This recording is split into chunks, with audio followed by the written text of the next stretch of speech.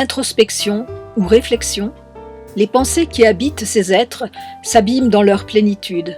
La fleur de peau nous livre une part de chaque personnalité. L'image la saisit dans un instant de générosité. Le non-dit avoue en douceur sa présence et s'abandonne à l'œil respectueux du photographe.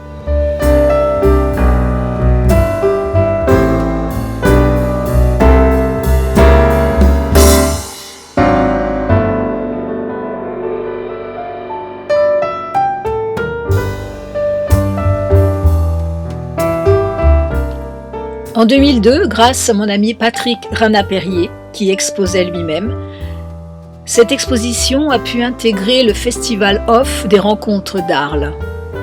C'était une grande joie et une grande surprise et une belle expérience.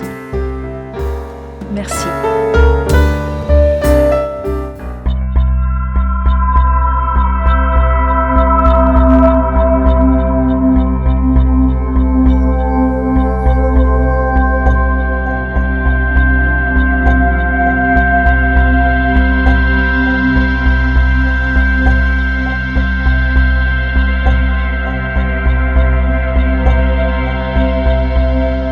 Vénus, le trident de Neptune m'ont-ils dicté ces trilogies?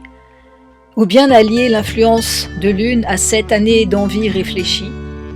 L'an 2000 m'apporte encore l'immense satisfaction de donner cœur et corps à toutes mes inspirations. Se reconnaîtront-ils tous ceux dont j'expose ici les hasards malheureux ou bienheureux? Se verront-ils dans mon regard? Avril 2000. Enfin, en période de repos, le lion de son regard intense retrace et réécrit mot pour mot la longue route de l'expérience. Silhouette élancée, long cou, visage moucheté, le mannequin, son photographe, influencé par la girafe. Déjà tourné vers les étoiles, toi le marin, tu regardais le ciel.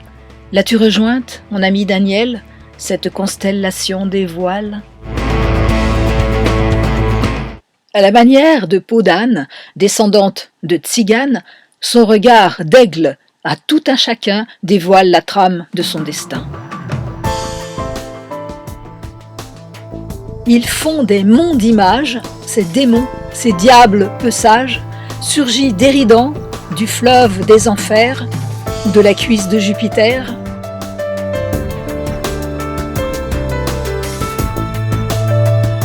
De Nantes à Pessac, de la Normandie à Feur, le Capricorne fit son sac pour s'établir une vie de bonheur. Tu es mon père et ma mère, toi le Sagittaire, tu es mes deux parents, toi le Serpent. Nul besoin de voyance sur les traces de ses ancêtres pour l'Indienne et ses errances qui veut bien plus que paraître. De vieille du temple à la rue Blanche, Saturne a-t-il freiné son mouvement? Et s'il remonte un jour sur les planches, c'est qu'il en aura eu le talent. Vers le bas ou le haut dirigé, ces deux regards ne pouvaient voir, désormais dans leur vie bouleversée, que l'inévitable trou noir. Vois-tu les chiens de chasse venir par la vitre de ton avenir? Car il est vrai qu'en Bretagne, on joue à qui perd gagne. Si j'avais pu appeler beau papa ce fan de cyclisme et de Dalida, j'aurais pu dire aujourd'hui je suis oiseau de paradis. Il est natif du bord de l'eau, c'est un comédien Gémeaux qui ressemble étrangement au marin du débarquement. De deux choses l'une, l'autre est le soleil, confirmant qu'à la une, ce n'est pas du tout pareil. Tourne inexorablement l'horloge universelle. Le temps de la nacelle rattrape celui des grands-parents. Grand Perrault, alias Capitaine Nemo, avait rejoint, en Bretagne, le Pyxis nauticus avec sa compagne. Peut-on savoir ce qu'il se passe au-delà de la glace? Aperçoit-on son propre délire? Entend-on les sons de la lyre?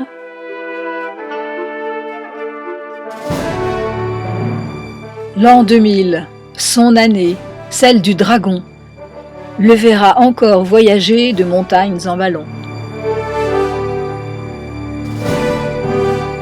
Totalement absorbée, cette fille, pas encore mère, prend tout à fait l'air de la reine Cassiopée.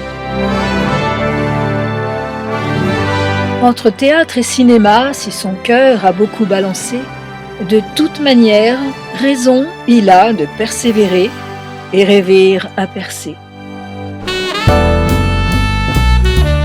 Pour cette séance de dessin, le nom est tout trouvé, le petit et le grand chien pour sa maman et Galatée. Journée achevée pour Taurus d'avoir les chiens trop photographiés. Pour retrouver tout son tonus, laisse son esprit s'évader. Ni de bois, ni de pierre, elle renoue, toute fière, avec la tradition du bonheur et l'atelier du sculpteur. Si la nourriture abonde pour ces angelots aimables, autour ou non de la table, l'esprit vient et vagabonde.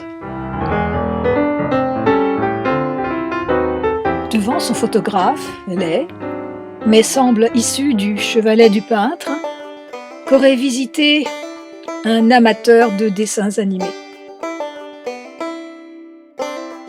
Même lorsqu'elle est reine de la fête, Yvette se fait toujours discrète et son regard de lynx épie l'instant qu'elle photographie. Peut-il redorer le blason de beaucoup de mes amis et agrandir leur horizon, l'écu de Sobieski? Au petit prince dans le désert, il ressemble, mais sans hasard, ce petit-là, drôle et fier, serait plutôt le petit renard. Fière, ardente comme un bélier, pour quitter enfin les coulisses, n'hésita pas à sacrifier sa chevelure de Bérénice.